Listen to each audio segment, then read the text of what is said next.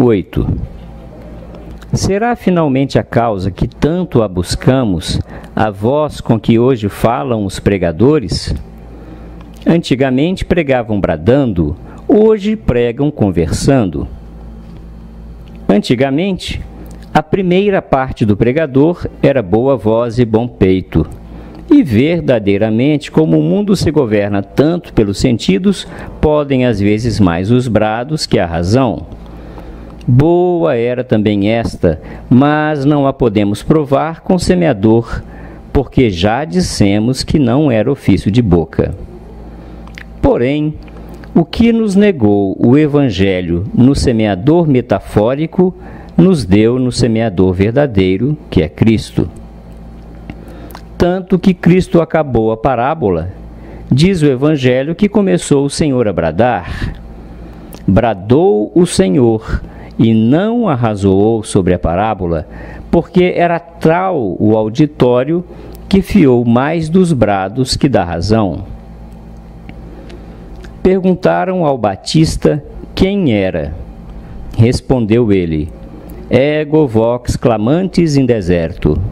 Eu sou uma voz que anda bradando neste deserto. Desta maneira se definiu o Batista. A definição do pregador cuidava eu que era voz que arrazoa e não voz que brada.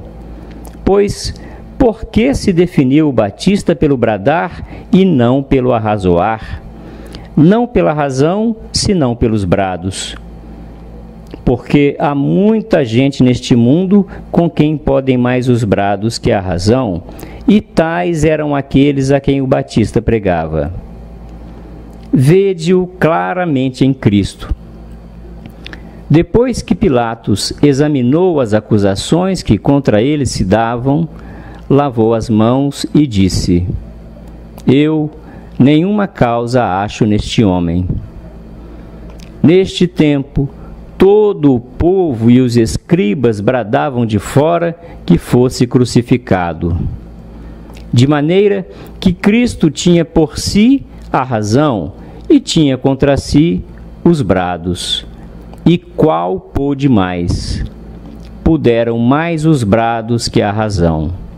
A razão não valeu para o livrar, os brados bastaram para o pôr na cruz. E como os brados no mundo podem tanto, bem é que bradem alguma vez os pregadores, bem é que gritem. Por isso Isaías chamou os pregadores nuvens.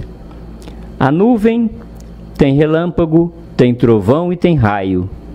Relâmpago para os olhos, trovão para os ouvidos, raio para o coração. Com relâmpago alumia, com o trovão assombra, com o raio mata. Mas o raio fere a um, o relâmpago a muitos, o trovão a todos.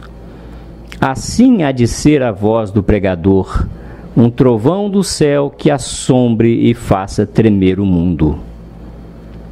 Mas que diremos à oração de Moisés? Desça a minha doutrina como chuva do céu, e a minha voz e as minhas palavras como orvalho que se destila brandamente e sem ruído. Que diremos ao exemplo ordinário de Cristo, tão celebrado por Isaías? Não clamará, não bradará, mas falará com uma voz tão moderada que se não possa ouvir fora.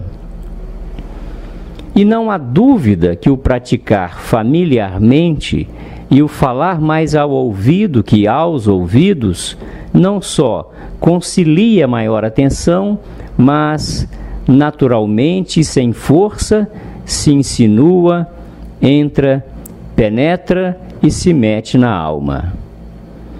Em conclusão, que a causa de não fazerem hoje frutos pregadores com a palavra de Deus nem é a circunstância da pessoa, nem a do estilo, nem a da matéria, nem a da ciência, nem a da voz.